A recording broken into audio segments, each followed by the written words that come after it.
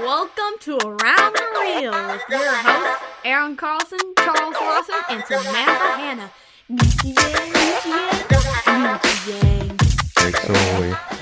Anyway, welcome to Around the Reel. Well, hello there, Chuck. Hi, guys. Hi. Oh, my God. I know it's Saturday, and I appreciate your friendship, but I'd like to go a week without seeing you. It's never going to happen, Chuck. No. That's good news, because that means that things are working and they're going forward. We're bonded. We're connected. We're bonded. We're connected. Yeah. You want to throw some more of our future movie titles out there? Yeah, I'm not talking Human Centipede. I can't handle all this bromance right now, please. Well, okay. Welcome to Around the Reel, everybody. Wait a minute. It's what? Not, I'm ready. Wait, I'm sorry. It's not bromance. He's actually my brother. We've known each other for 27, 6, 8. It's a fucking long time. It's a bromance. Years. No, a bromance would be like what's blooming with us with our guest today. Yeah. Josh that's Stifter. A bromance? That is a bromance, my man. Josh Stifter's with us today. Josh Stifter. How you doing, my brother? How are you guys doing? I'm doing good. It's cold in Minnesota, but I'm doing good besides that. What's the weather like over there? How cold is it? Well, it's warmed up since last week, and it's like 40 degrees maybe tops right now. But it's been snowy and terrible here. Jesus Christ. Oh, my gosh. So we have him on video, too. So those of you listening at home. So what I'm going to do is I'm going to make sure we ask him a question every time he lifts that bottle to try and take a drink, just to mess with him. See what he's drinking? What are you drinking? He's not drinking. Cold water. I have to go to a kid's Halloween party after this. Usually I have a glass of wine or some whiskey or something while I podcast, but I figured I probably shouldn't show up to the kids' party, toasty and lit. Acting goofy. So I'll wait till I get to the kids' party to get lit. Yeah, and then really be the light of the party. Vodka. It's nice, it's clear. No, he was saying he was they got some apple cider. Some whiskey. We did. Apple cider and whiskey. That's going to fuck you up, Josh. Oh, it is. Oh, I'm going to love it. I'm going to love it. Oh, man, that's good. Oh, thank you for the coaster. Okay, here we go. So we wanted to get Josh on here and really talk about some indie film making. Josh has been in this industry for quite a bit of time, and he's done a lot of really cool shit. And I wanted to just tap into his mind a little bit, get some ideas of, how he does what he does, why he does it, and who he's worked with, and new projects that got coming out. So, Josh, why don't you tell us a little bit about yourself, man? How'd you get into filmmaking, all that good stuff? It's the pretty typical, suburban white male story. Awesome. Dad had a video camera that I could steal and take out with my friends and just film videos as kids. We've got like countless awful vampire movies and Star Wars ripoffs and just the worst of the worst, like terrible angles, terrible stories. And so that's really how it started. But then, once I started getting to the end of high school and figuring out what I should actually do besides, run around with my video camera with my friends, I started to get practical and was like, well, maybe I'll get into animation. It's kind of how Tim Burton went. I can always fall back on advertising with that. I can learn a little bit of everything, learn about editing, and figure out what I'm good at to actually get into the system, for lack of a better term. And I didn't do that very well. Instead, I just ended up taking like odd jobs here and there for people like Kevin Smith and Lloyd Kaufman and a bunch of other cool people that I luckily, because of social media, was able to connect with. And so I animated for Kevin Smith for like a year while working another full-time job at, I think I was at FedEx at the time, and got a job directing children's Christian cartoons, which is like the weirdest thing that you never would think that I would do. There you go. Can't picture it. I would direct children's Christian cartoons during the week, and then on weekends I would shoot like softcore alien science fiction erotica. Nice. For like man after my own full heart. moon features. Yes. That's hilarious, man. That's really good stuff. Well, man, that's being creative, though. You've got yourself into this racket, and the animation thing is awesome. I've seen some of your stuff, and it's brilliant. So did you go to school for that, man, or did that just come to you and you just work on your own? How'd you do it? I went to school. I actually went to school. Let's see, when did I graduate college? 2000. 2008 or something like whatever. that. And Okay. yeah, Little, and I little kid. yeah, so I graduated college in like 2008, and I went to school. But at that time, it was like the video game industry was just booming. It still is booming, but Right. like that's where they were. Yeah, all the colleges, all they want to do is be able to make you a statistic and be like, we have a 93%, job, placement after school. Right. So they all pushed us towards, video game design, 3D stuff, like that sort of low polygon 3D stuff. I hate that. I hate it. I like to draw like ugly, slimy, gross things. Mm-hmm. So I graduated with a degree that meant dick because I had no idea. I didn't want to do video game design. Right. I wanted to make sloppy Simpsons characters and priests that kill teddy bears and stuff like that. So it took me a while to really actually find a job in my field because I was so, number one, I'm antsy. I don't sit still. Like I'm constantly like, this week I got to work on this. This week I got to work on this. Like I'm all over the place. So finding a job that was able to give me that sort of creative push that I needed was almost impossible. So instead I worked jobs like FedEx. Like I worked Target, odd jobs, like weird all around the place just to, keep my family alive. And Right. so, yeah, but the animation just kind of came from, I had to do it. I'd come up with these ideas like, there's one I did, we were talking about earlier, but Minnow is this little short I did that came from a drunken conversation between me and a friend where I was just like, isn't it fucked up that we stab fish with a hook to catch other fish? Like, that's such a weird concept Right. when you really think about it. And so I was like, well, what if we that was like humans? What if it was another human that you had to fish with? And that just became the concept of this short. And I woke up hungover and was just hungover enough to decide to start on it. And Minnow got made based on that sort of like ridiculous. When an idea pops into my head, I just sometimes have to go for it. I hear you. I know exactly what you're saying. Yeah, that cartoon or animation is hilarious. If you haven't seen it, you guys, we'll put notes in the show so you guys can see it because it killed me. It's really funny and it's creative as shit, and that's what I like about your work. A lot of the things you do, just not your animation, but your films, they tend to go off rails. They're different, and I like that. Yeah, I really struggle with sticking to like what's in or what people are talking about or what is kind of the normal go-to. When I was a kid, music is the perfect comparison because when I was a kid,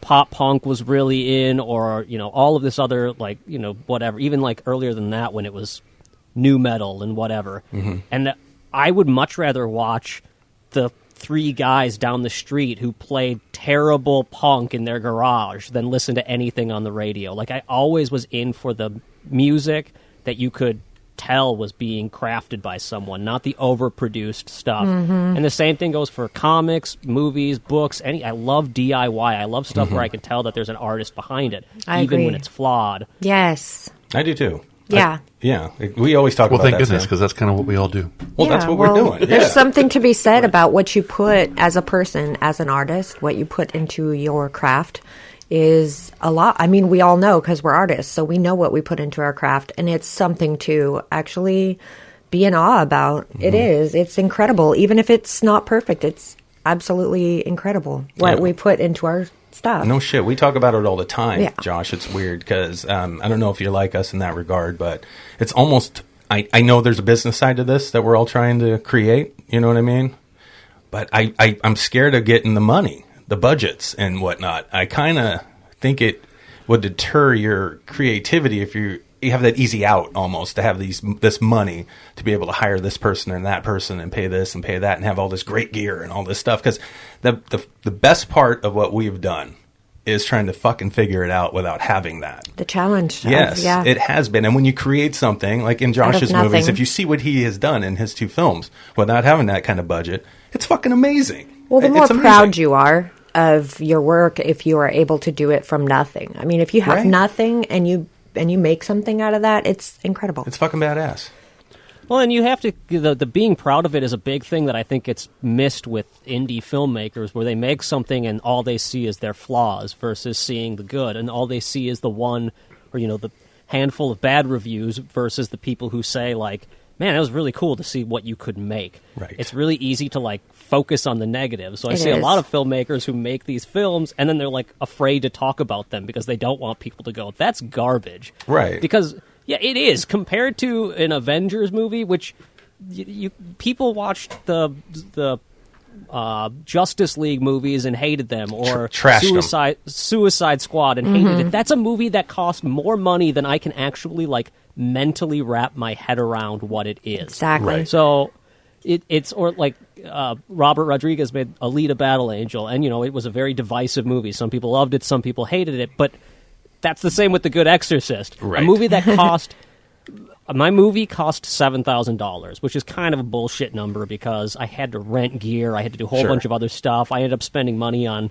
like, I just gave Daniel $400 when we were done because I still had it left over. So what my budget really was, who knows? Like, I don't know what I really spent on the movie. Right. But But you didn't need all it's a that. movie that I'll say $7,000, and I was sitting and editing the movie on my laptop in Robert's $7 million Alita Battle Angel set. Right. So, like, looking at his just this, like, little room, or not little room, it was a big fucking crazy studio thing, but, like, it was his whole back lot at that point. But it was awesome. But I was just looking at it and going, like, this is $7 million that I'm sitting in the middle of Right.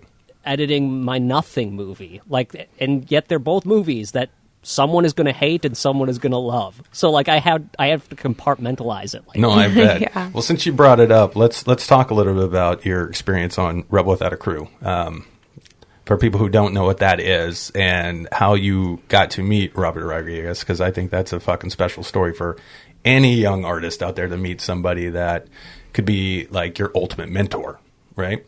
So, oh my God, Robert! Literally, if you asked me before I was on Rebel, who was the one person that you would want to, like, shadow for a week, or who you'd want to talk to about filmmaking, it would have been Robert. And you Just fucking got to because do that. His background is so similar to all of ours as independent filmmakers or Right. independent artists. Like, we come from the same place that he did, where it was like, I guess I'm just going to try making something and see what happens, and I have no fucking idea if this is going to work. Right.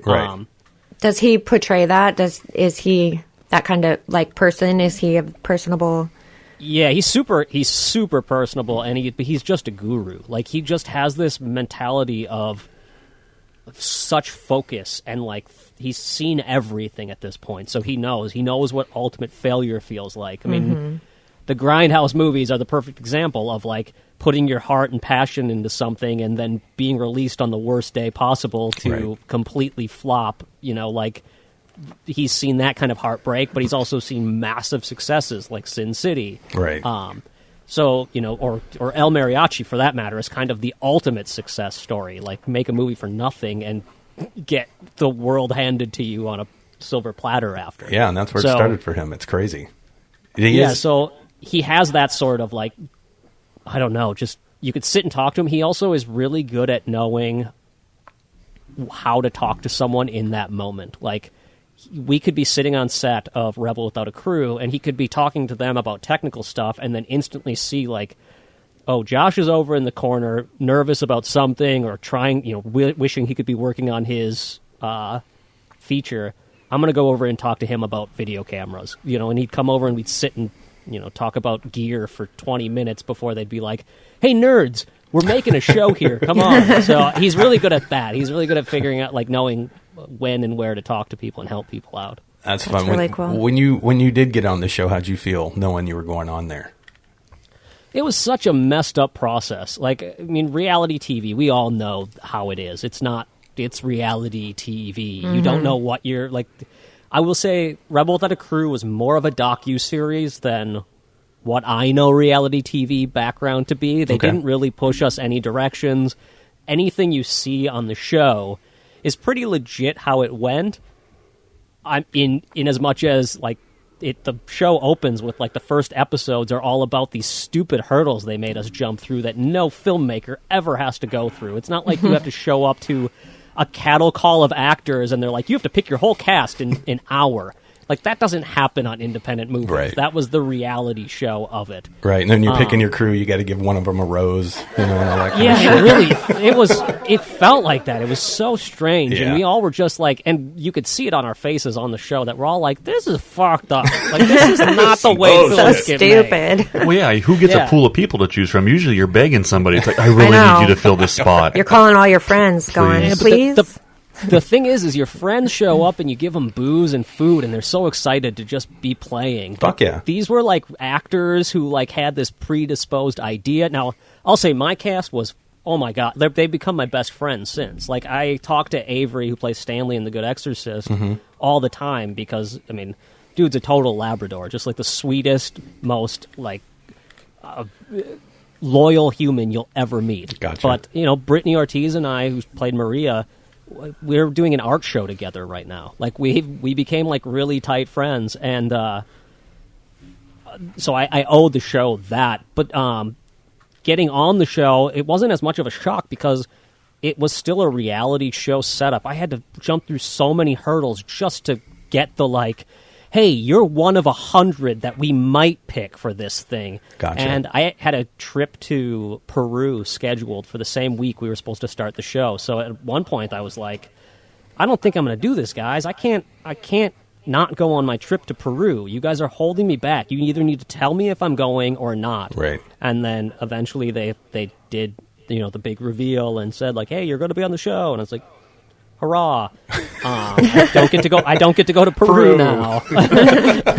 But it was still, you know, it was still like amazing finding that out, and then the stress of like trying to figure out, okay, how am I actually going to make a movie for $7,000 now that I know what I have to do.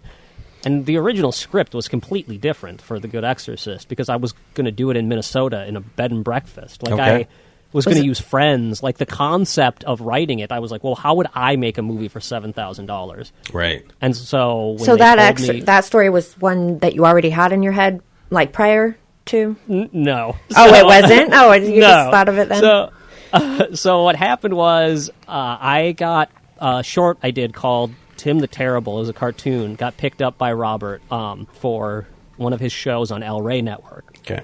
And it's called the People's Showcase, and that they play short films on there.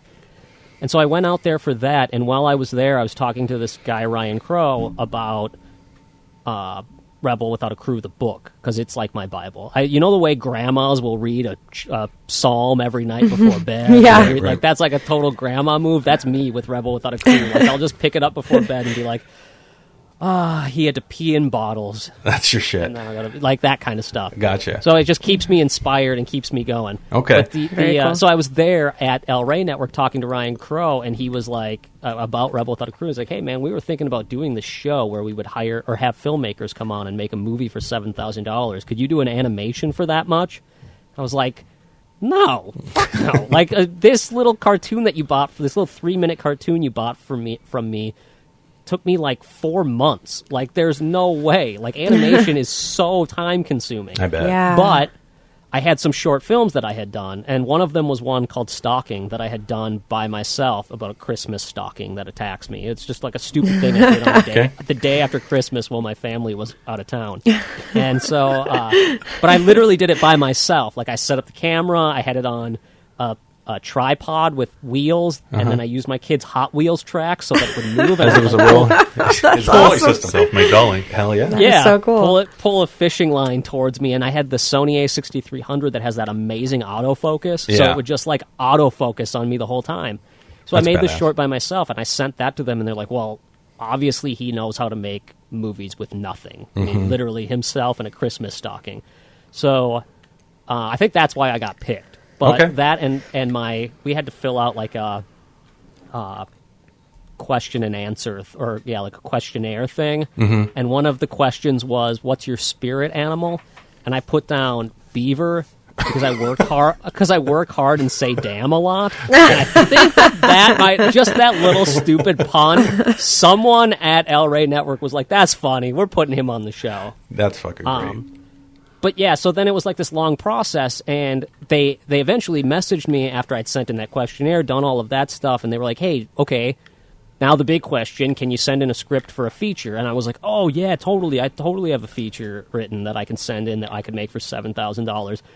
But it's in its first draft. Can I have like a week to finish the second, to get a better draft done for you? And they were like, yeah, that sounds good. Everyone else is sending it in 2 weeks. So if you can send it in 2 weeks, that's great. Okay. Sure. Perfect. I did not have a script. Oh, Totally lied. Lying I his ass off. 100% lied. I had nothing. I didn't even have an idea. Nothing. So I called Daniel and I'm like, dude, we're in the running. What the fuck are we gonna do? Right. And I was like, you're gonna have to be the lead because I don't know if I'm gonna be able to get a cast when I'm out there. So I need you to fly your ass out there and be the lead in my movie. You can be my +1. He's like, okay, that sounds fine. I'm like, okay, so would you rather dress up like a clown or a priest? He was like, I don't want to put on makeup every day. I'll be a priest. And that's literally how you where started the concept exercise. that came is so funny. So wait a minute. What's So- the clown concept? I know. Yeah, right. I just have you guys seen the movie Vulgar? Brian Johnson did this movie called Vulgar, and Kevin I've Smith. never- Kevin Smith produced I've heard of it. and Yeah, I think I've never watched the movie, but No, I I know haven't which seen one it you're talking either. about. it's a really, really. It's a love story. No, it's about a clown who gets raped by a couple guys and then goes on revenge. Killing Oh, Spree. jeez. Okay, that's what I thought. Oh, Yeah, that's a it's beautiful really name. messed up, but awesome. And I was like, well, we could do something like that. We could do like our take on the Vulgar concept. Okay. Sort of make our revenge clown movie. I don't know what ours would be, but something action packed. And that was Right. going to be more of like a straight up action movie.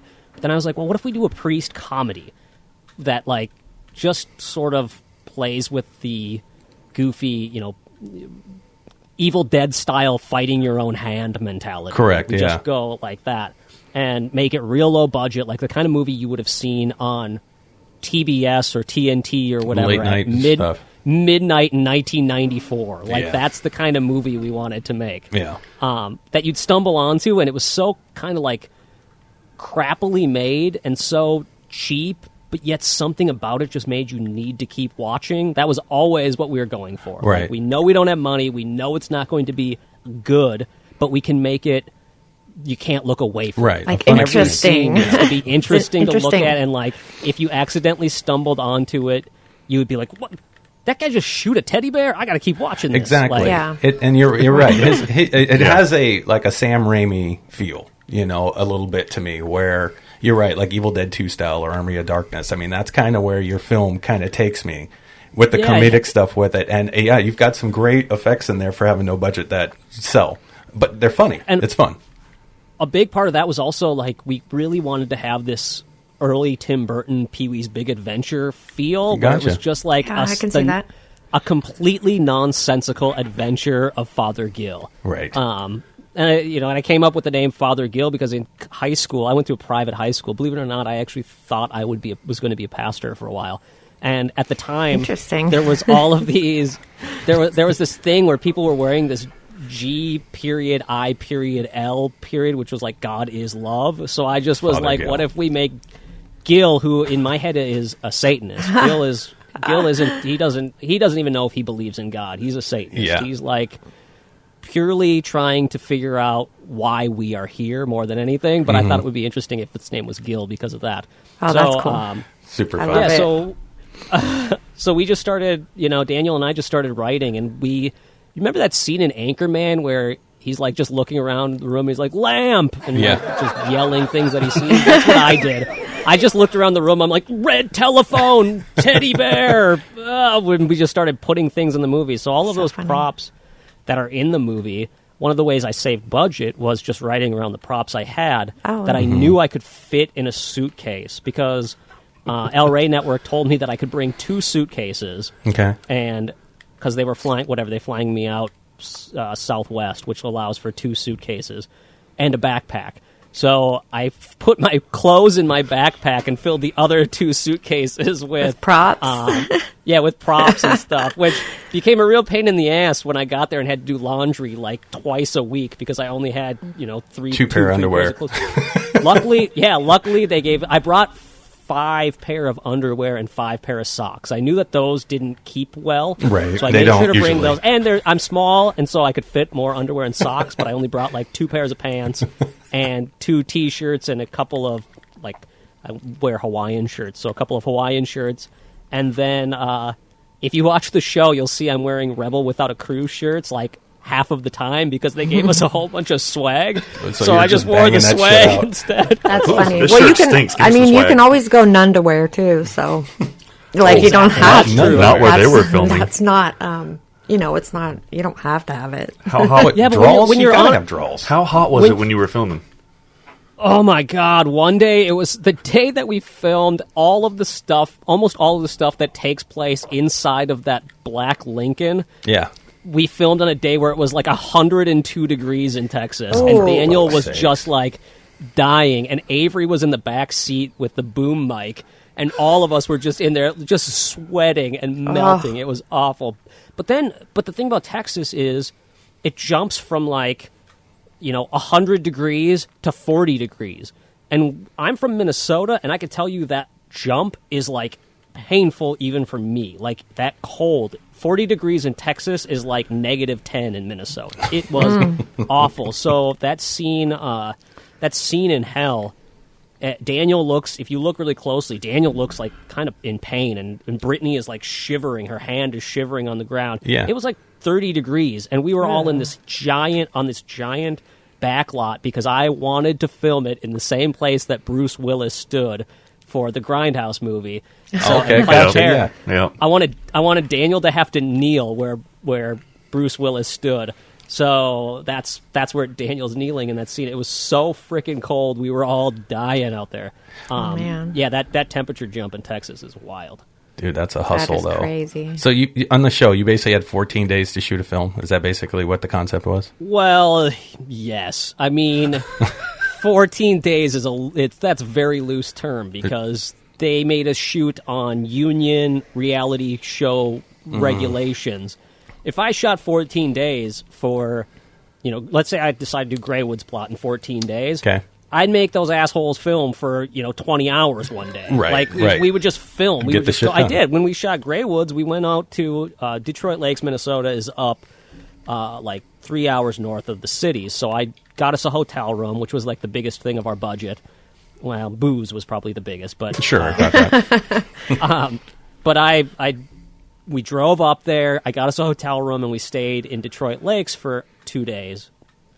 But while we were there, we filmed the entire day. Like, we got up there at 8 a.m., and we filmed till 10 p.m., and then we went back to the hotel, slept for a few hours, got up and filmed for another 20 hours. Gotcha. So we couldn't do that. So the 14 days, to me, is a little bit misleading because, on El Mariachi, Robert could shoot for 20 hours for a day over his 14 days. He could be shooting even if no one was there. One cast member maybe isn't there, but he could go shoot some B-roll or go Right. shoot something else. And I Right. wasn't allowed to do that. I was set to this 10-hour day with an hour of setup and breakdown for the reality crew, minus, all of the times we had to do what they're called OTFs, which is where you turn to the camera and you're like, oh my God, I can't believe that everything's going wrong today. We're behind schedule again. This is, that thing. The reality So- TV thing.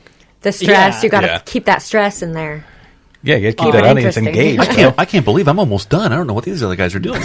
Right. That's kind of what my thing was, actually. Like, on the show, you just see me, like, the time I stress out, I'm just like, I don't even know what I'm doing. This lav mic doesn't work. And that was literally, like, the only thing they could find. That's so funny. They didn't show the biggest issues that I had, which were, one, Pierce Brosnan, that son of a bitch, showed up on my set and started tearing down my whole set. Pierce They were Bronson filming did? James Bond? Yeah, What the fucking fuck? GoldenEye, showing off his GoldenEye to the $7,000 movie. No, so there's this show called The Sun, starring Pierce Brosnan, and Okay. The Sun was supposed to film 2 weeks after we were on set there at the Star Hill Ranch. So when I asked to film at the ranch, they were like, hey, yeah, the show might be coming out like 1 or 2 times to check out the location and stuff like that. So it shouldn't be a big deal, but just so you know, they might be here. I was like, that's no problem. Week 2, not really, day 5, their crew showed up and literally started tearing the entire place down, putting That's up bullshit. new walls, putting up buildings, What? like hammers going all the time, backing up their genie booms. Like, it was Holy crap. terrible. That's awful. Yeah, And you're just sitting there Yeah, like, so- fucking Bronson, bro. yeah. So it got to the point where we would joke where a plane would fly over and we'd be like, Pierce! Like, everything was Pierce Brosnan's fault. That's why in the end credits, it says, special thanks to a bunch of people, and then at the bottom it says, everyone except Pierce. That's that's Pierce Brosnan. You know what? I Funny. saw that last night when I finished it. Yeah, when I watched it last night, I was wondering what that meant. That's fucking hilarious. That's fucking really Pierce funny. Bronson, bro. Just coming in there, tearing shit up. That's funny. Yeah, so they didn't show that, and that's why, the audio in The Good Exorcist is pretty rough, because they wouldn't let me do ADR afterwards, because I couldn't fly back to Austin to do it, and they wouldn't let me. They had their 14-day Sure. stupid schedule that they had set up. So my dream would be able to go through and do ADR through the whole movie, but at this point I don't really care. I like the movie. It is what it is. Yeah, it is. Yeah, but that's why, because that crew, the Sun crew, came in and were messing with my set. Yeah. But then I got bronchitis on this. Oh, you got sick during this too? Yeah, third for to last fuck's day sakes. of filming Oh my on God. Halloween. 3 years ago today, I got bronchitis really bad, and I was super sick. And we started running. It started to rain, and I had this whole scene set up, and everything fell apart because of the rain. They wouldn't. The union wouldn't let me film outside, even though I God would have totally damn. thrown a plastic bag over my camera and just filmed. I And would've got been the shit "Fuck done, it, yeah. Yeah, we'll figure out a way. But because there was lightning, they were like, 100 miles away, someone saw lightning one time, and suddenly they were like, no one, you can't film Oh, my outside. God. So then we got stuck to that. Plus, I forgot that we set up an hour late because of some stuff we had to do for the reality show. So then I was behind an hour mentally. So I got to an hour before, and I'm like, okay, guys, we only have 2 hours to get this done. And the producer was like, no, you only got an hour, man. I don't know where you're getting this 2 hours. I'm like, damn. So, Dude, it's amazing. Yeah. So, Josh, seriously, it's amazing that you were able to even get a feature film done under that kind of pressure and that kind of. I mean, you're on a TV show trying to make a movie to release. Yeah, you know what I also mean. That's there is- fucking crazy.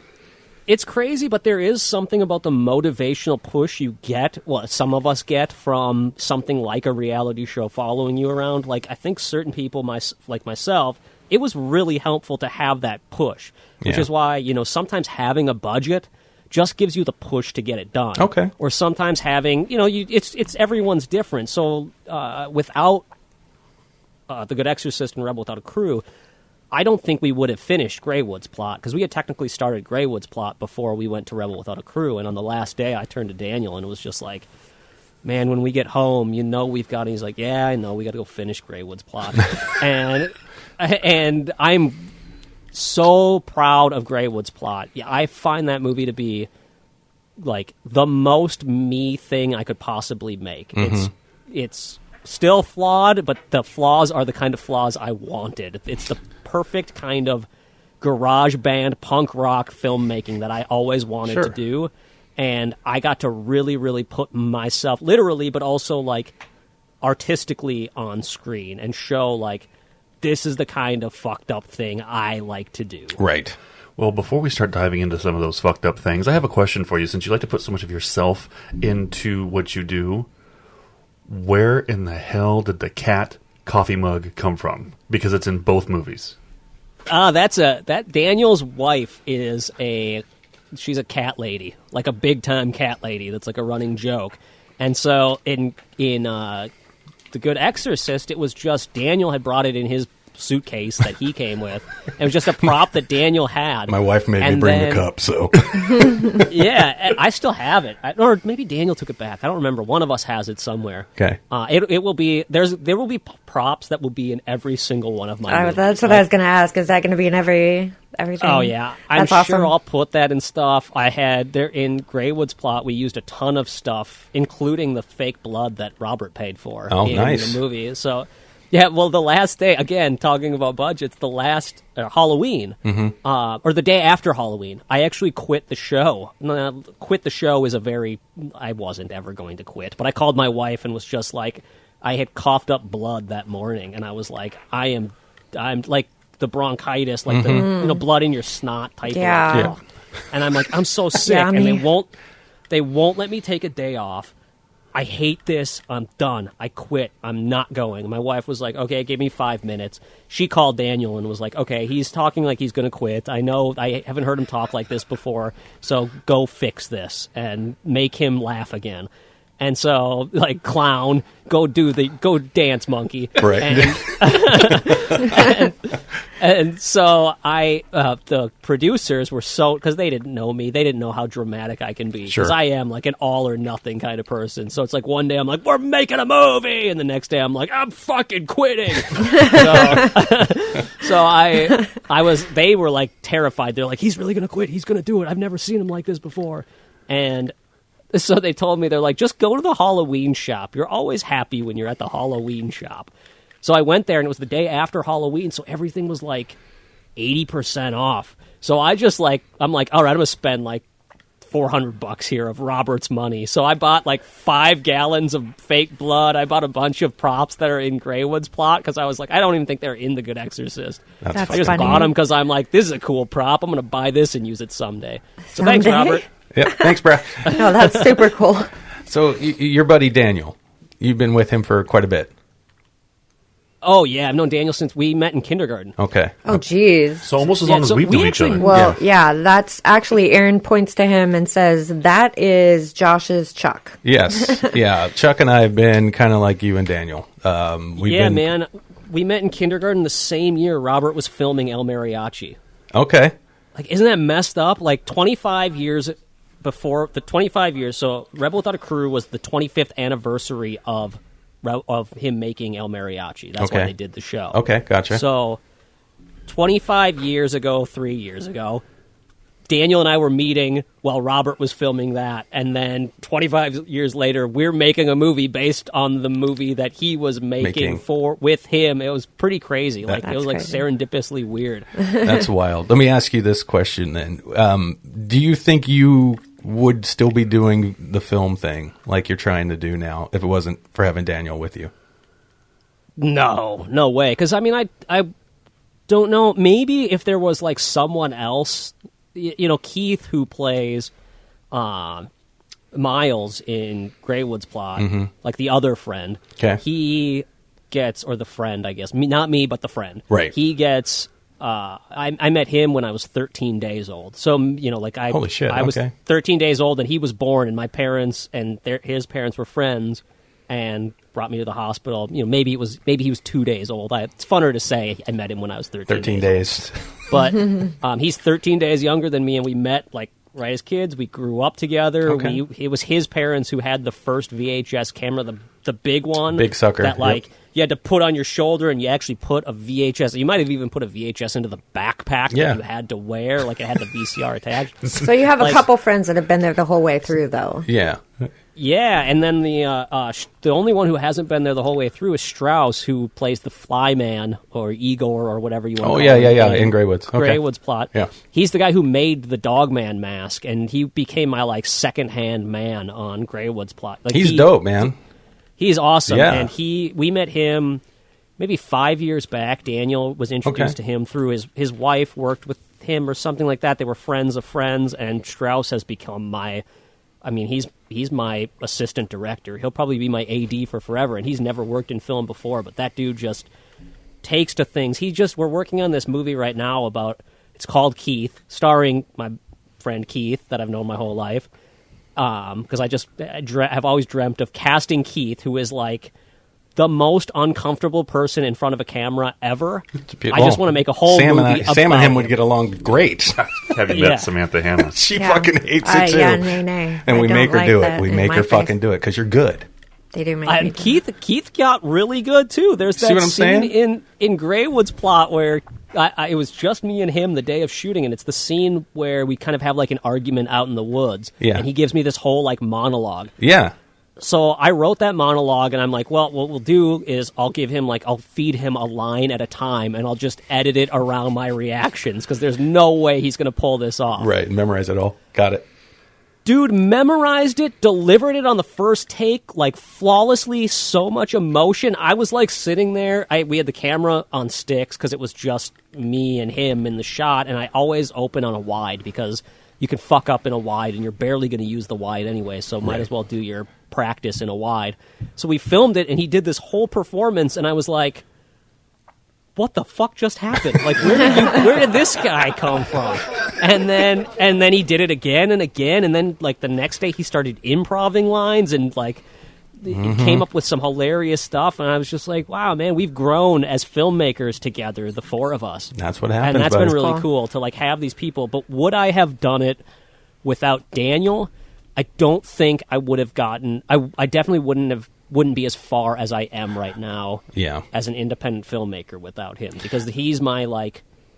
I don't want to call him my yes man, but he's my guy I go to give me the like go ahead on a project. Right. He's my producer. Yeah. He always says he's a producer only on paper because like I put him in the credits as a producer, but he doesn't feel like one. But in reality, he's a better producer than most of the producers I've worked with, in as much as he's actually pushed me in the proper direction. I think a lot of people, no one knows what really a producer is, I find. Yeah. Like, people are so confused about what that even means. A lot of people. I'm pretty sure in the industry, a producer is a person there just to play devil's advocate to every single idea, which is not what they should be. That's the opposite of what they should be, but that tends to be what they are. Some people think it's the money. It's the money backing, or the... Yeah. That's where... Yeah, some people think that's what a producer is. Well, like Chuck, Chuck is a filmmaker. He just doesn't know all the little ins and outs of it all. And he just wrote his first screenplay, which is a faith-based film, and that's what we were planning on shooting before fucking COVID hit.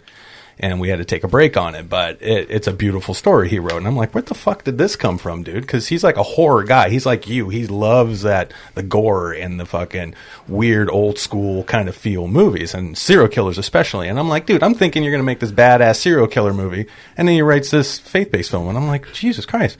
But anyway, he's a filmmaker, but he is our producer here. But I feel like if it wasn't for Chuck and Sam now, as my team, I wouldn't be the creative person I am. I wouldn't have that, like you said, that backing, that validation to bounce those ideas off of and see what they say or how they feel and how they think to move forward as a film or anything we're trying to do. So I look at you and Daniel the same way. I'm like, I wonder if Josh gets these ideas and he calls up, Daniel and go, hey, bro, I got this idea. I'm going to do this and that. What do you think about that and this and that and that? Blah, blah, blah.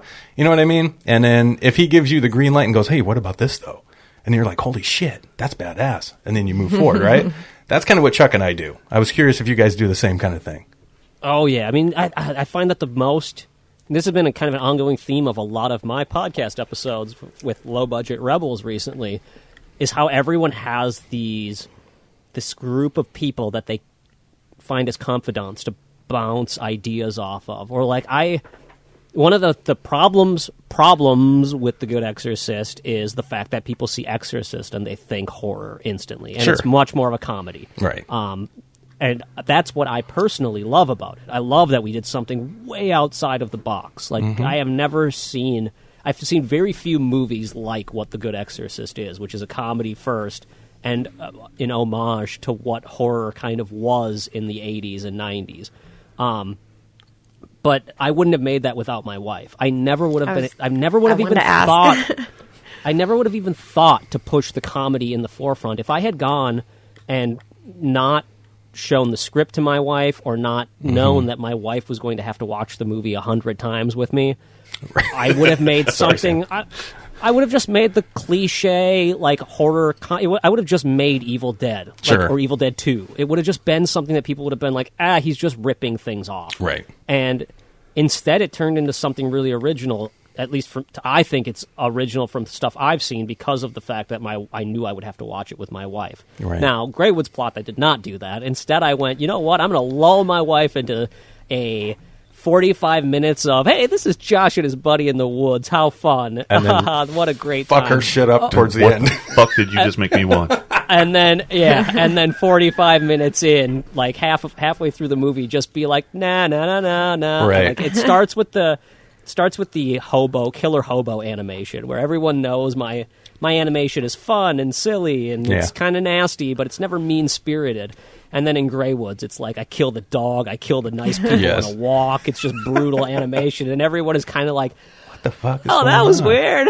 Right. Okay. And then the bat scene happens, and then it just goes downhill, and you can feel the room just go like, oh yeah, that's right. He did say this was a horror movie. Right. I forgot. So let's talk about Grey Woods for a minute. To me, it's a great movie. That one actually, Thank you. sent me the screener to that, I don't know, months ago when we first started talking and chatting, and I watched it that day, and by the end of that movie, I felt fucking weird. Like, it made me feel weird. I'm like, what the fuck did I just watch? You know, and it's exactly like you said, halfway through the movie, you're like, okay, we got buddies going out and kicking it and stuff, but I know something's coming, and this Grey Woods guy, he's kind of fucking weird, but we'll see. Next thing you know, when you're watching that movie, it just gets like... I couldn't even tell you. I don't want to ruin it to anybody who hasn't seen it, but I just say it's nasty. It's not. It gets it's not uncomfortable. Really, it's yeah. yeah. It gives me this weird feeling, like, especially for the lead character, your character you played. I'm like, why the fuck is he okay with this? You know what I mean? That's what was so fucking cool about it. So anyway, great job on that, and we got to definitely get people to watch that one, because to me, that one has. I could see that you had more time and you had yourself in it more. You know what I mean? Oh, yeah. Other than way more time. Yeah, bro. The time is the key to that movie. Sure. Because, like, we wrote the scene. One of my favorite scenes of the movie is that dinner table scene. Well, Yeah. Dog Boy is still wrapped up, and that sequence I wrote.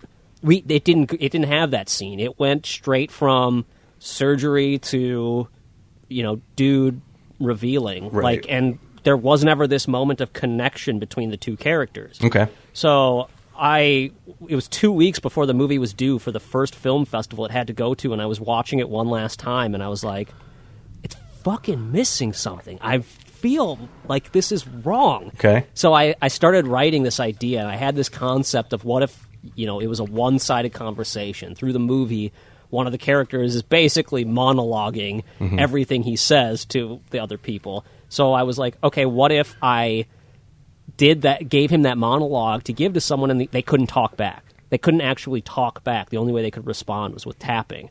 I'm like, that's a really fun concept. I'm going to build on that. So I wrote the scene in an evening and sent it to Daniel and Strauss, and I was like, hey, guys, I know the movie's due in 2 weeks, but do you think there's any way we could film this? And Daniel was like, Daniel gets all excited, and Strauss gets excited too, but he's much more of a realist, where he's like, 2 weeks, man. That's not a lot of time. But Daniel was like, I have a spot in the basement of my, the furniture store he worked at that looks really nasty and cool, and I've always thought we should film something there. Okay. And we have a table and chairs and stuff. So I packed up the wheelchair and the dog mask and camera, and we went out there and filmed that 2 weeks before. The score is actually just bits of score from the rest of the movie that I put in. That you added to I it. sent it to my score guy, Curtis, and I'm like, hey, man, I hate to do this to you, but I'm really in love with just using this as is, because it kind of tells the whole story of the movie then in the score. Sure. Because I had to use chunks throughout the movie, and it actually kind of plays sequentially through that whole scene. But that scene was 2 weeks before it was due. I never could have done that on Rebel. They wouldn't allow me to film, Right. after the 14 days, let alone 2 weeks before it was due to South by. So having that sort of freedom, and that's one of the things that I think as independent filmmakers, that is like the thing you have to use. Yeah, man. Use the fact that no one is telling you Yes. no ever. So Right. Yep. No studio fucking kicking your ass on deadlines. That's fucking No. badass, Well, That's the man. beauty of indie. Yeah. you want a nice shot where you're like, oh man, it would have been so great to have a shot of them driving. Take your cell phone out and just shoot a scene of people driving Right. and put it in there. Like, it totally works. It We totally did that does. stuff through the movie. Just drove somewhere and filmed it and made it work. For that other stuff that you have in the film, is that your childhood playing around with your guys' recorder? Is that all you guys in your the montage of your thinking back, and as you guys are driving and the shots of the kids? Is that you and Miles and Daniel?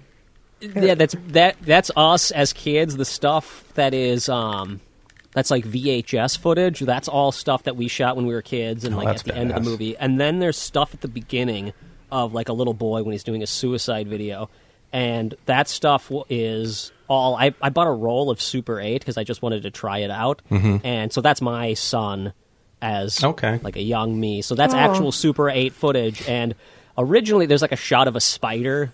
Originally, and he's like, "What the fuck does a spider have to do with anything?"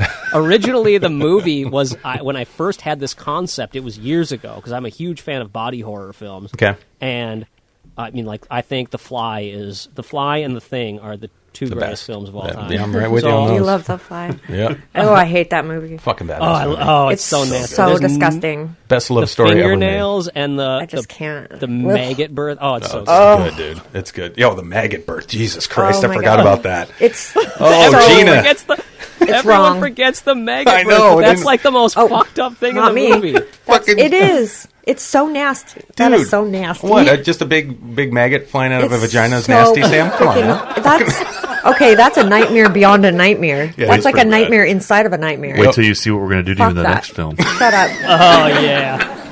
Just shut I up. wrote me and my buddy Lucan wrote this script called Botfly, which was just our attempt to write the nastiest thing we could. Oh, And God. I think it's called like tryptophobia. Is that the like With the holes? dots, like Yeah, the holes? yeah, with so all the the holes. whole movie was like our concept of how can we put that feeling of when you have tryptophobia and look at that into a movie for the entire thing. No, It's that's the fucking great. nastiest movie. It's people Oh, God. shitting maggots and stuff. Oh, Jesus. Criminy. Told you, Chuck. Josh was right down your alley, Chuck. You guys Brutal. Yeah. Good Christians who just love gore. I know. So gross. I feel like people who grew up Christian and have a respect for faith and an understanding of religion and why it exists really have gain a respect for nasty horror. Oh too. my Because God. like this, like Well, it's in the balanced out. Bible, It goes those hand in stories in the hand. Bible, like at one point, Samson ties two foxes' tails together with fire in the middle and has it run through a village, Yeah. burning down the village and killing children. Yeah. Like it doesn't get more metal and brutal and horror than that. some brutal shit in there, man. You ain't And kidding. that's in the book that my grandma read before bed every night. Oh, my God. But yeah, so that so anyway, the spider thing. I wrote that, I took that video, that Super 8 footage of that spider, and then because originally when I wrote the idea or had the idea, I had the idea I wanted to make a Frankenstein movie where Frankenstein's monster wanted to become Frankenstein's monster. Right. Like that was just the original idea. Okay. And then Kevin Smith made Tusk, and Yes. I worked on Tusk, and I was like, oh, it was so close to my concept, but I have something else in there. Like right. there's that one scene in Tusk where Justin Long is walrused up and Michael Parks is laying on him and he starts singing. Yeah. And then he starts howling with them, and I'm like, that's the movie I want. Right. I want the movie where he's howling with him and they're just singing, and then he goes, wow, you made me the thing I want to be. So that's where the concept came from. Okay. But originally, the Spider-Man movies were really popular when the concept, and Spider-Man was huge. Not that he's not now, but Spider-Man was huge at the time. Right. And so in the movie, I wanted the guy to become a Spider-Man. Okay. So then when we went out and filmed the first time, that was the original concept. I have storyboards of like a Spider-Man with, eight his legs and 6 arms and, looking like a spider kind of.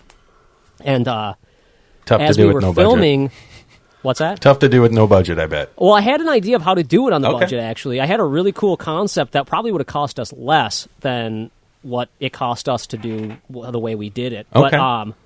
But because it was very silhouette-y and in the shadows and kind of different, and I had things all ready to do it because I have the tentacles and stuff like that, and I was Okay. just going to do it, and then I have a stop-motion method of doing things that I could do it in post. But what does a spider have to do with anything? Right. Like, the dog makes sense. The dog does make Man's sense. Yeah. best friend, and it works into the story of friendship. The friendship, theme is yep. friendship. So that spider footage and that little joke about, like, what does a spider have to do with anything? Gotcha. That comes from me making fun of myself. And I'm the only one who really laughs in the theater when I see that. Well, it's not true. It's funny, the things that will get little chuckles. Like, that scene, for some reason, gets a little chuckle every time. Yeah. Not as good as... Chuckles.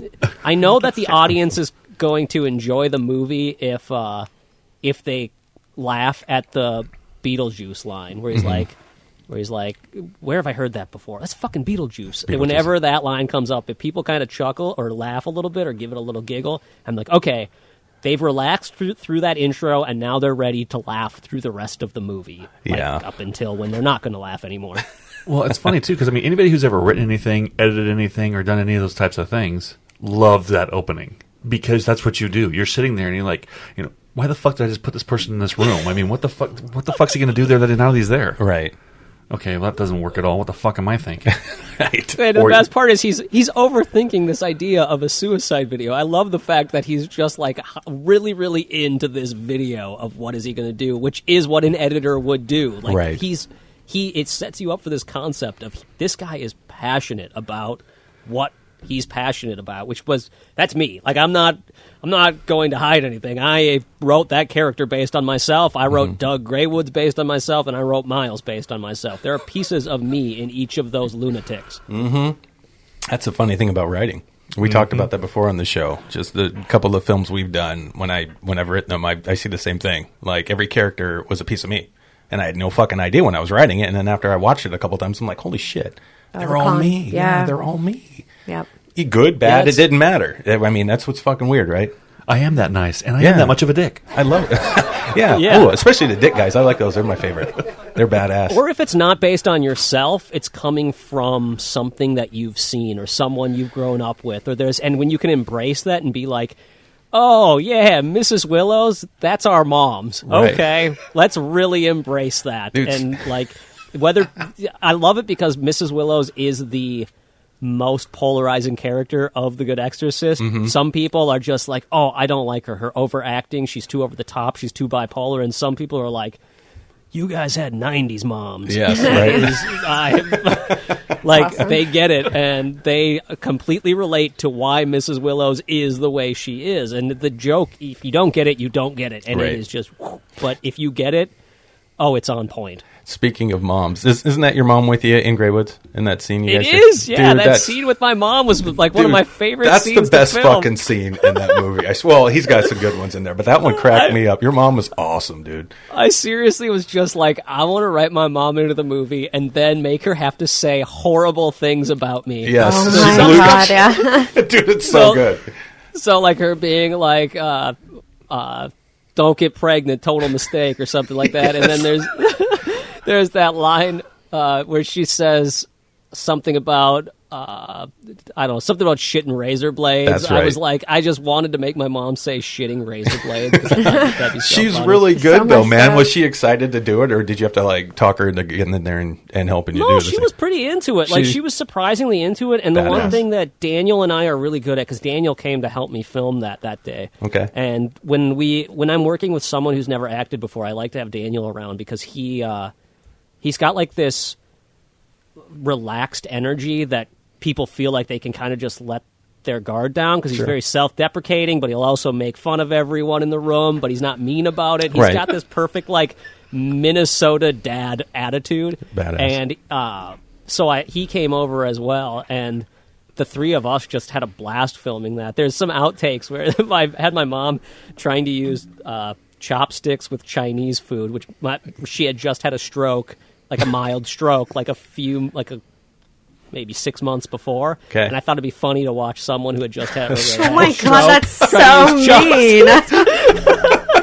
I love the fact that she kept looking at you and just stabbing into the fucking meat and shoving it in her mouth. She's like, you fucker. He's like, you asshole. I know, and I made her say vulgar stuff. The only thing she wouldn't do is say "God damn," and I thought that was so funny that I could get her to say "fuck," "shit," everything else, but her Catholic background is so driven into her that she couldn't say "God damn" still. Hilarious. She's awesome, That's yeah. No, she was funny. great. She She's really good. she put forth a performance. Like, I totally, I asked her to give it her all and not hold back. You know what I mean? Like, you Oh, get yeah. people who they clam up and they get nervous in front of the camera, and it's just really tough to get a performance out of them because, let's be honest, that's what directing is getting a performance out of someone. Right. Had she ever And, like, acted before that? No, she didn't. No. That was the first I time don't for even. her. She really wasn't even in any of my shorts as a kid very often. She didn't wow. really help out with that kind of stuff. So this was my chance to put her in something and make it kind of fun. And I thought it'd be fun to put her, to work with her on something because she's very dramatic and like tells stories in a way that is interesting to listen to. So I'm Yeah. like, well, if I can get her to come on camera and get that personality out of her, I thought it would be fun. Has she always been supportive of what you're doing?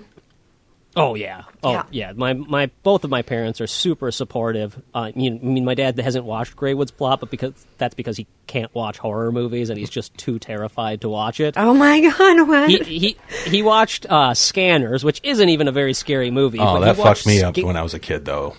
You were a kid. He was a 30 34-year-old man when he watched it through.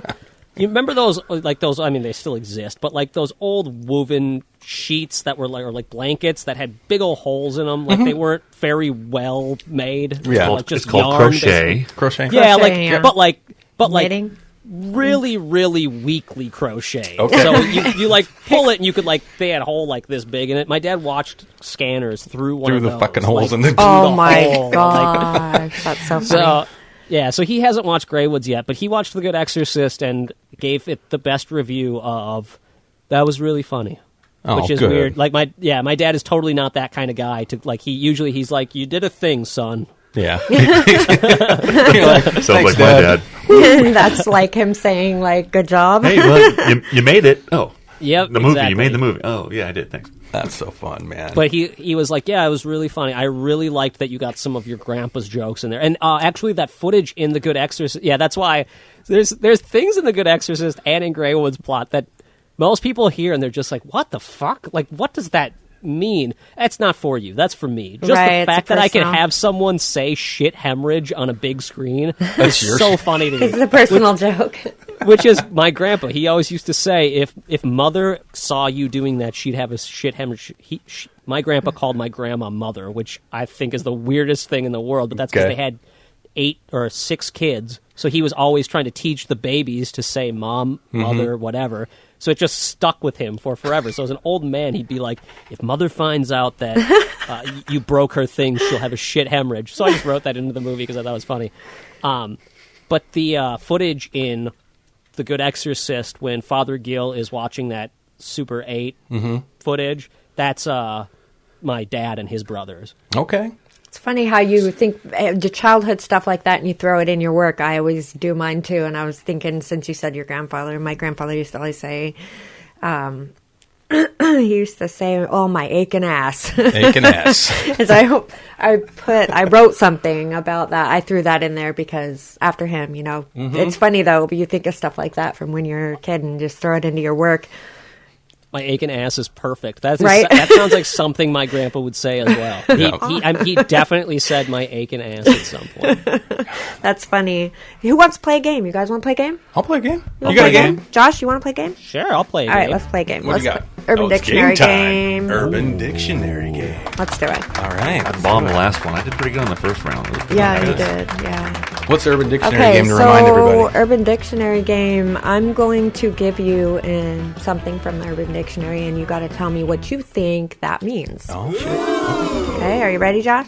I'm ready. Okay. I'm going to be awful at this. Oh, are you? You're not. You're not. Dude, I'm No, badass You're at not this. up with the hip. I'm not up with the hip, and Daniel and I we get mocked because Daniel and I have our own, like, language. So we have our Oh. own Urban Dictionary That's awesome. of things that, like, no one else would understand. And, I mean, there's some Love of them that. in the movies as well where, you know, people say things that are like, what the fuck does that mean? Like, or even on Rebel Without a Crew, at one point I talk about someone being in their grunders, which is like no one would ever say grunders. That's what No Daniel one and I even call does that. underwear, but that's just like we lived in Grunders. Awesome. yeah, we're love just it. like I'm like, yeah, man, I'm gonna make that dude get down to his grunders. Stanley's in his underwear through a bunch of the movie, and everyone was always like, grunders? Why do you call them grunders? I don't know. It's just Daniel and I were fucking idiots love in it. high school, and that's what we called them. That's Absolutely hilarious. love it. All right, here we go. All right. What's the word? So, this is, word or words. Oh. We're going to go with, what does shit your eye mean? Shit your eye. Shit your eye. Shit your eye. If someone says shit your eye to you, what would that mean? Josh, you want to go first? Shit I your I eye. have no idea. Like shit your eye, like your Shit your eyeball, eye. or like you are. No, like EYE. Shit Like shit your okay. eye. It What means could that mean?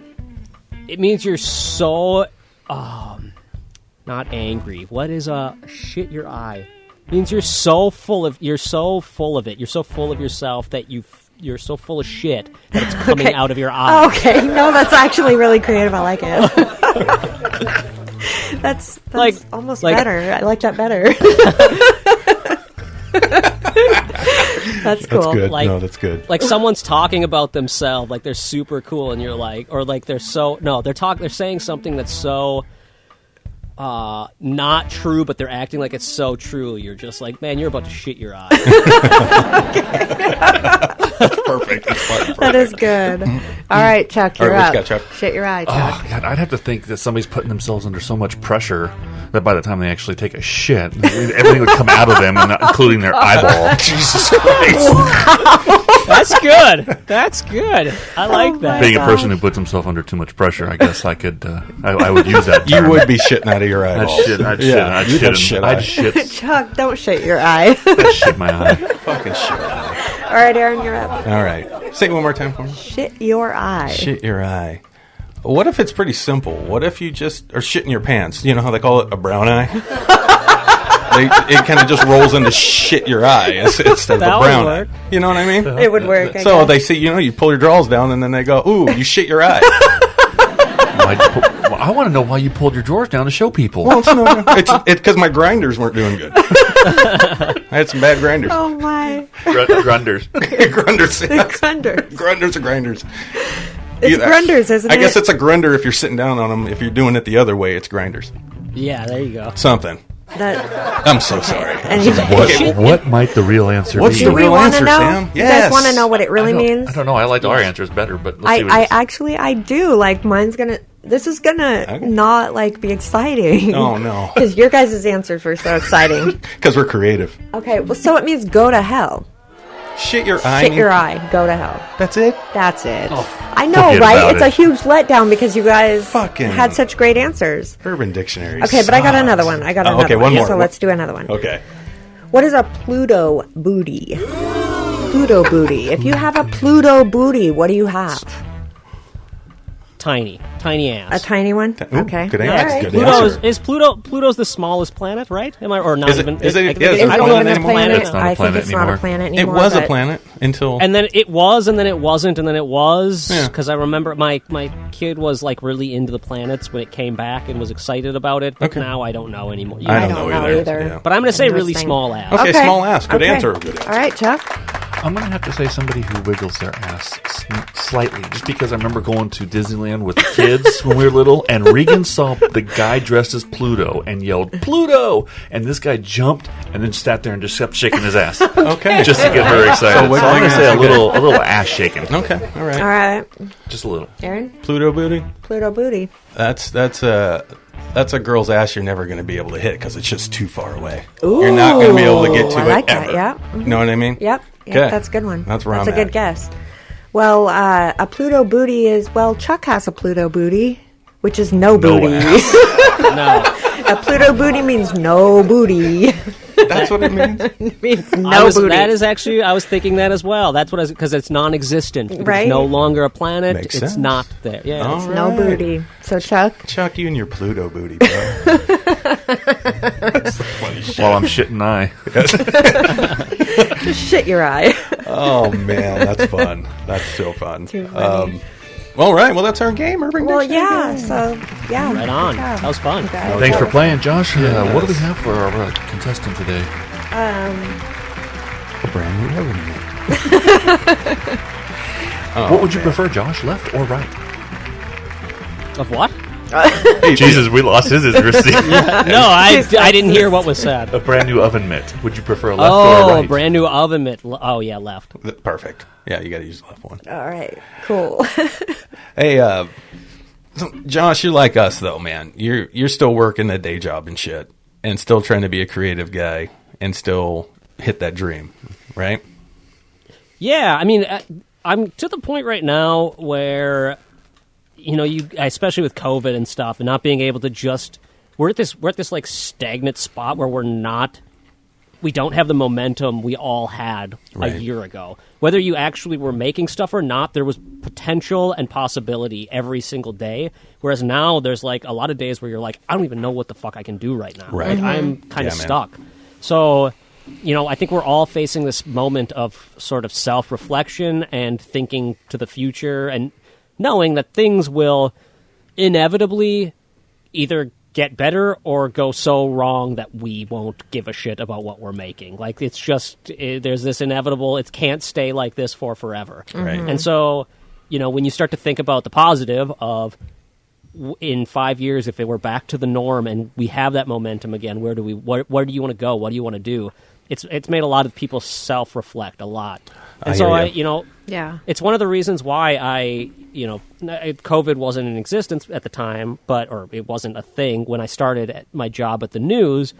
But even before that, there was a vibe in the air based on the election coming up and everything else. And I think that in my head, I started to realize that success is so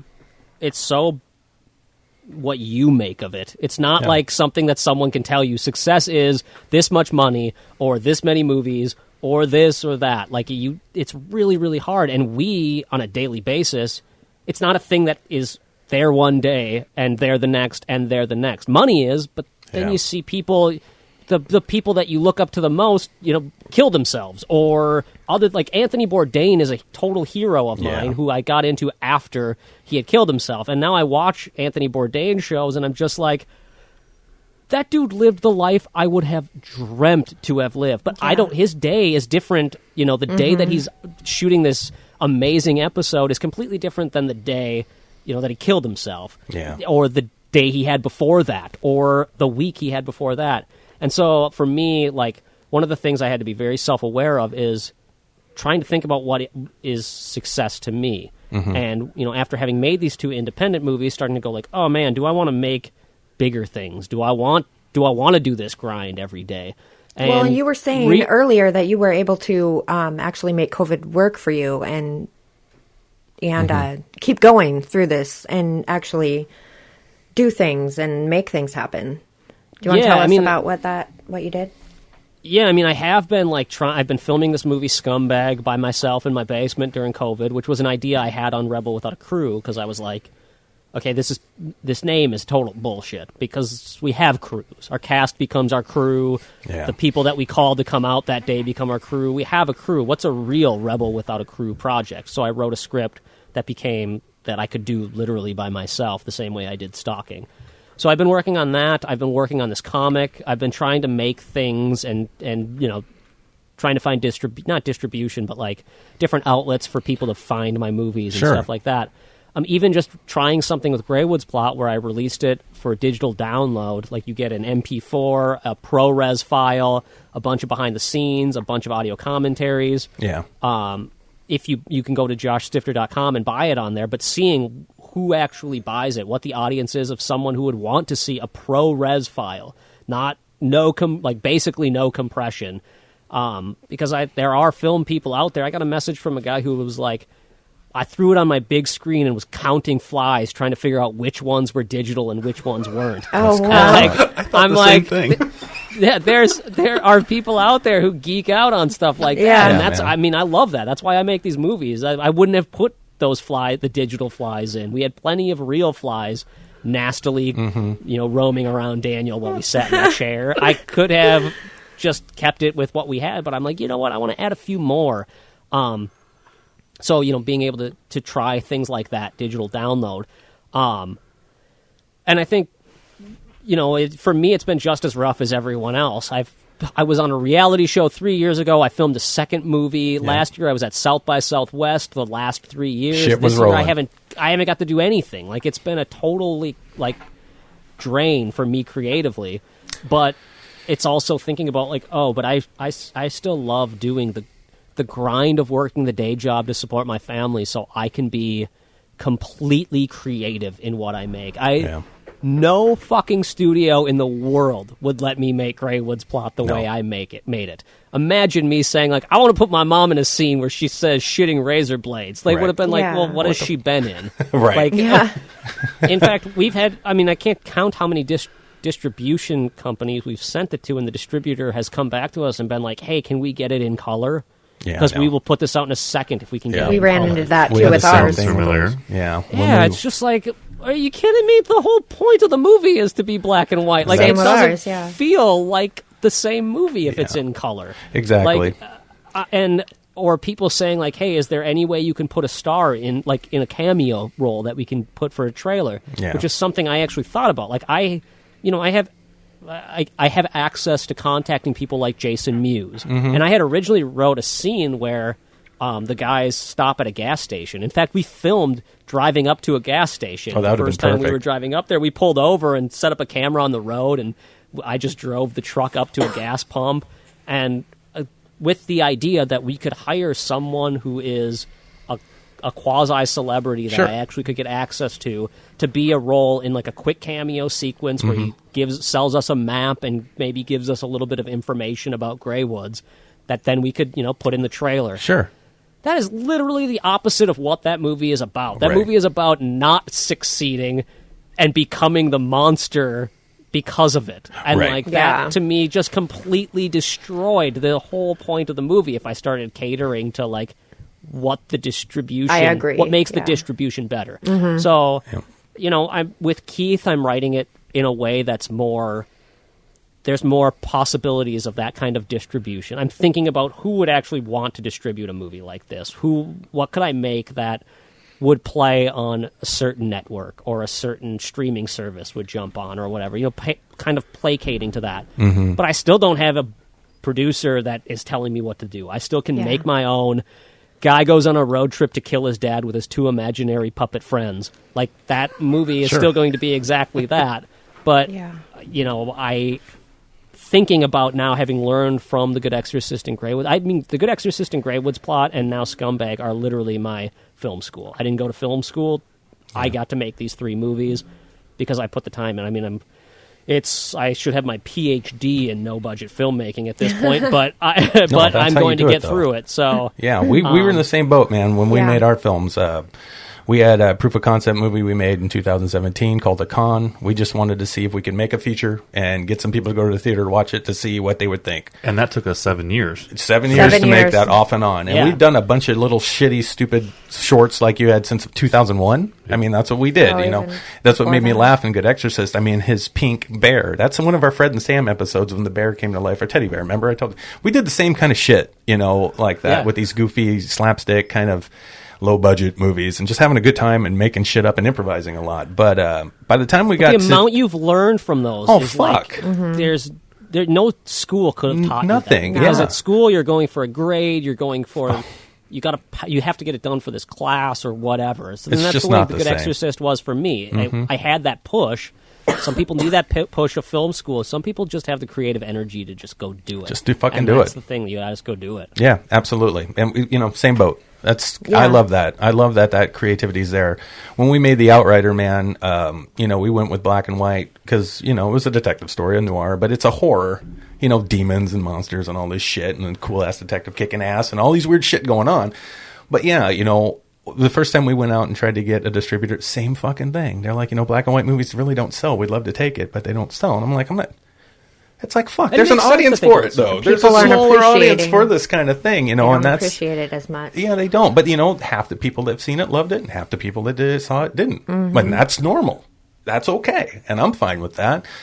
But it's like, it's weird that we don't allow creatives to have that same outlet if it's not fitting in that bubble.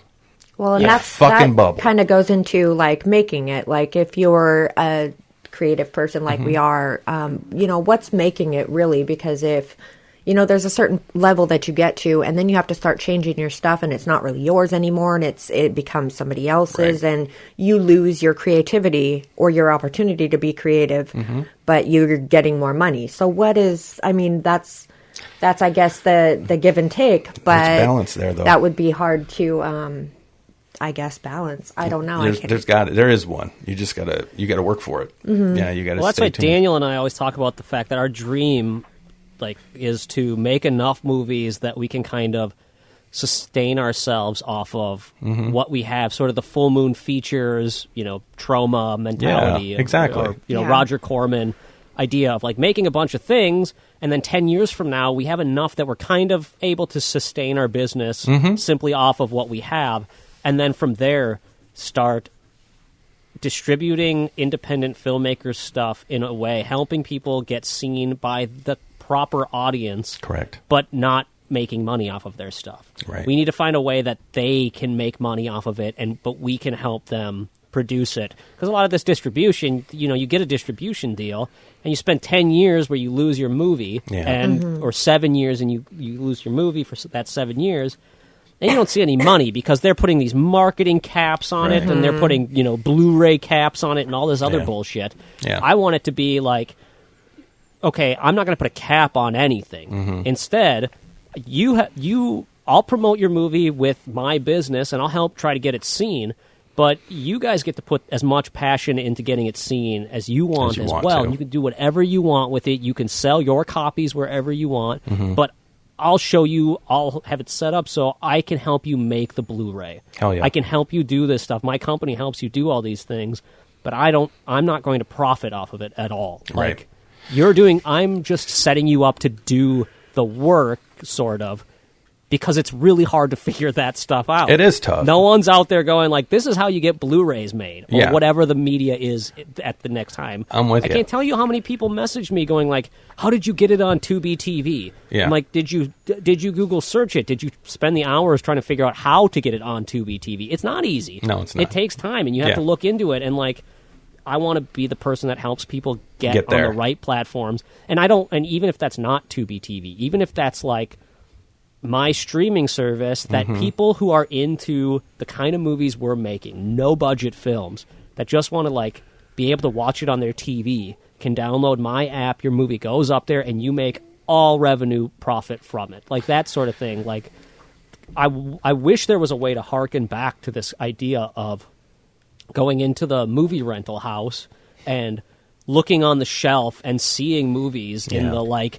99-cent rack, where that's where I would find man. like, movies that like the Critters movies, or even little smaller Ghoulies. I'm a huge Ghoulies fan. My dream project is to do a Ghoulies remake. That'd be perfect. Like, That'd That be would be perfect for your fun. vision, dude. That's all you right there. And like I found Ghoulies because there was like a rack of B-grade horror films that were 99 cents, and I saw this cute little puppet in a toilet thing. Cute. That's my that's Right. my sick mentality. Is I think that the toilet monster from Ghoulies is cute. It's How awesome.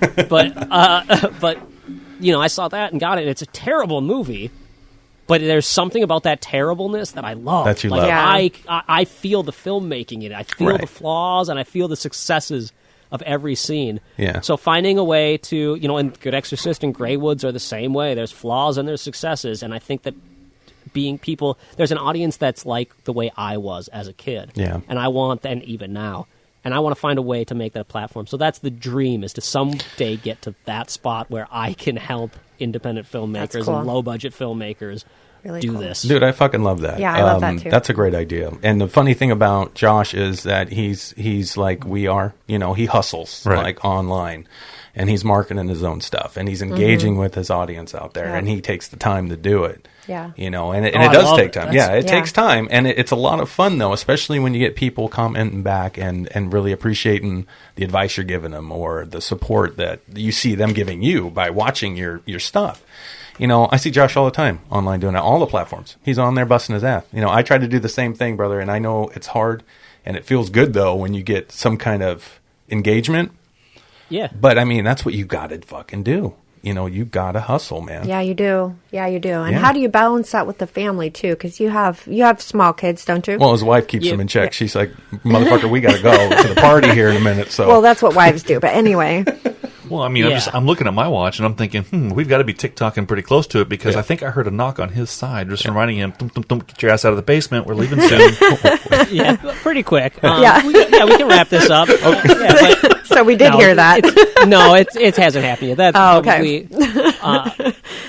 probably, balancing it is a challenge, but luckily my wife is also an artist, and we are both very creative, and we are able to sort of like respect each other's creative space, and the kids are starting to get to the spot where they're in school and stuff like that, so we're really trying to now really push our businesses and see what we can do with them. It's a balancing act Yeah, of, it is. today after we're done with this podcast, I'm going to go to a Halloween party with the family, Right. and I'll also at one point, she knows that I'll probably hop on my phone and check my Instagram, Twitter, and Facebook and respond Yeah. for 15 minutes. Right. I get mocked at the news because I work the news, which is, known for being ridiculously fast and like everything has to be done right now. They make fun of me because I'm so much faster than everyone else at typing, Sure. at getting graphics done, at everything. But that's because You've had to learned. be fast. I've had to be fast at the work, or I Yeah. don't get to play with my kids. Right, Yeah. right, So right. like, Yeah. it's just become a thing. Now, I mean, I will say my wife wasn't. It's hard to say, hey, I'm going to go to Robert Rodriguez's studio for 3 months. See ya. Yeah. Yeah. That was a chat with them. Yeah, But I mean, and that's where it's important to have someone who really believes in you Sure. and your Yeah. dream or supports it. And when we've got back and I've still had to do all of the marketing and promotion myself, I've had to do everything for the movie. She didn't hold it over me and go like, "That was your one big break, and you didn't like it didn't." Yeah. You're not directing the next Alita movie. Oh Like, no, but she's- Erin would have she been still doing a lot understands. of extra chores. Yeah, I would have been. Yeah, she would have made I would've- You've been gone for a while. You can. My black ass would have been all over the house cleaning and picking do up dishes shit and every day Yeah, for, she would have like, made me do it all. Well, that's fine. 3 months straight. Yeah, I think that would have been true if I wouldn't have come back so like broken and tired and just like I think she was just like, Oh, that's right. You were as sick. fun as you but even Worn that, out, like man. it was just so Grueling. much work. Exhausting. Like, yeah. yeah, I mean, you had a camera on you 24/7, Right. literally. I didn't sleep because they had to have lights on in the living room, and my bedroom was right next to the living room. Like, there was all of these things, you know. It wasn't I like couldn't you were take a giving up sleep for like being able to film extra time or No, it was no. Saturday mornings. They'd wake us up at 5 a.m. to go do photo shoot. And, Oh, like God. all they of got to that. sleep That's in. why. Yeah, or like, you know, you got a camera on you, so you're constantly thinking about, or a mic on you, so you're constantly thinking about. You don't want to, you know, hawk a loogie or pick your nose or you know, I know, there's all like these your things. wife. You don't want to go take a shit. Like it was like all of this stuff where you felt awful all the time because of the reality TV of it all. Yeah. So I think that It's was kind a of big part of invading. it. I'm sure. Oh yeah, yeah. so super. I mean, you just fear that you're going to wake up in the middle of the night and sleepwalk with a boner through the Right. Something like horrible, like fart in your That'd be sleep, like okay. Aaron farts in his sleep. Yeah, I'd be shitting all in my grunders. Yeah, luckily I know. Seriously, At least Yeah, you're not there's shit so in much. the eye. I know. Too funny, man. Yeah. Well, brother, I'm proud of you. I think you're doing great work, in all the way Thank across you, the board, man. And You- thanks for having me. These kind of like these podcasts and the interviews that I'm able to do, they always mean a lot because it's a chance for me to number one tell the stories, but Shit, also yeah.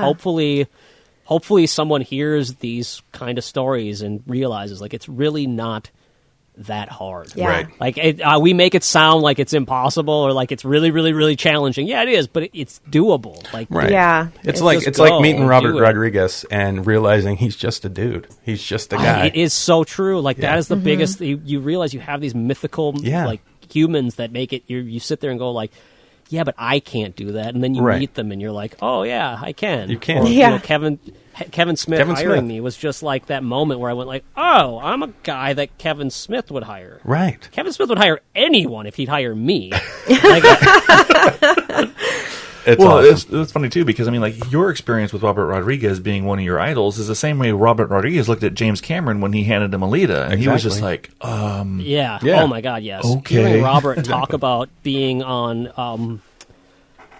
Well, it was when because James Cameron gave him the tech to shoot Spy Kids 3D Okay. because he was trying to use it for Avatar, and hearing him talk about like getting to use that tech made by James Cameron, it's just like it's the same thing as hearing Yeah. me talk about Robert $7 million helping me room editing your help. shit. Yeah, exactly. But that's why we do this. What we're doing is to give a platform where people can understand that they can do whatever they want. They just have to be dedicated and they have to be driven to do it. Put and in just some work. put in the work. You Yeah. gotta take the steps and do the work, but it can be done. Yeah, it's not impossible. Yeah. It's not. And willing to put yourself out there. Right, Like, Absolutely. Talking about putting yourself in the movie and your characters, or Mm-hmm. writing something that you expected a horror movie and you got something completely different. Yep. Like that's Michael Mann said this term in a director's chair episode. My wife hates it, but I think it is the funniest term in the world. And he said you got to put your balls on the dashboard. And that could term do to that. me, like, I just, for some reason, that just struck home. To me, it's like you just got to put your balls out. You got to put yourself out there Right. and know that things could go really, really, really wrong. But you just got to do it Just and gotta take that fucking do risk. it. I love it, man. That's Yeah, awesome. Very cool. Well, Josh, Thank you yeah, for man. coming on. Absolutely. Yeah, this is awesome. Taking that time yeah, with for us. us too, man. Where can everybody find your stuff, man? Why don't you put that out there a little bit? The easiest place to find my stuff is joshstifter.com right now. We're working on revamping flushstudios.com as well, but joshstifter.com, you can get to The Good Exorcist on Tubi TV and Amazon. And Stifter, Greywood spell that. Just Stifter is Stifter. Josh Stifter, the worst name you could have for trying to tell it to people all the time. But I should have changed my name like 10 years ago. I should have been like, man, you want to be a filmmaker, change your Stage name to name. like, yeah, something. Like I watched Boogie Nights the other day. I'm like, man, Dirk Diggler. Why didn't I have a name like Dirk Diggler? What a great I think your fucking name is cool. I like I your think name, it. though. Yeah, It's got a flows ring to like it. that. Yeah. I like it. Yeah, I think it's cool. So fine. Stifter is Stifter .com, and head over there and you can get to everything. Low Budget Rebels is the podcast I do for Indie Film Hustle Network, and I just talk to low budget filmmakers. So you know, Nice. hopefully I can have you all on there to talk about low budget filmmaking at some point as well. Absolutely. Absolutely, we'd love to. Love to be on there, my man. And then at Josh Stifter on Twitter, at Flush Studios on Instagram. I'm all over the social medias. My family was Googling everyone's name, like on a family vacation a while ago. Yeah. You know, everyone has like, they're in, like, for one news story they were in back in 2005, or their Facebook pops up or whatever. And mine is just like 300 pictures, Rebel Without a Crew. Like, it That's just awesome. goes on and on and on because I'm put an yourself open out there, book man. Yeah, on the you put internet, yourself out and there. yeah. That's what you do. Super Right badass. All right, Yeah. my man. Well, we really appreciate you. Keep doing what you're doing. It has been Yeah. an awesome time. Had fun. Absolutely. Thank you, Josh. Thanks for tuning in to the show. Hey, if you'd like to be a guest on Around the Reel, please reach out to us at our website. That's www.cccentertainmentgroup.com. There you can send us a message, and if you're an artist or creative or just want to get on the show and start talking about a bunch of shit like we do, please reach out to us and let us know. We'd love to have you. And if you also need other realms to find us in this wonderful Silicon Valley of what we call social media, we're also on Facebook, Instagram, and Twitter. You can find us all there. And we have a page on YouTube that we're just getting started as well. And also, if you do want to watch our feature film, you can find that on Amazon Prime right now. That movie is called The Outrider. It's our first major feature film that we did. We have a bunch more coming, but please watch that one. Let us know what you think.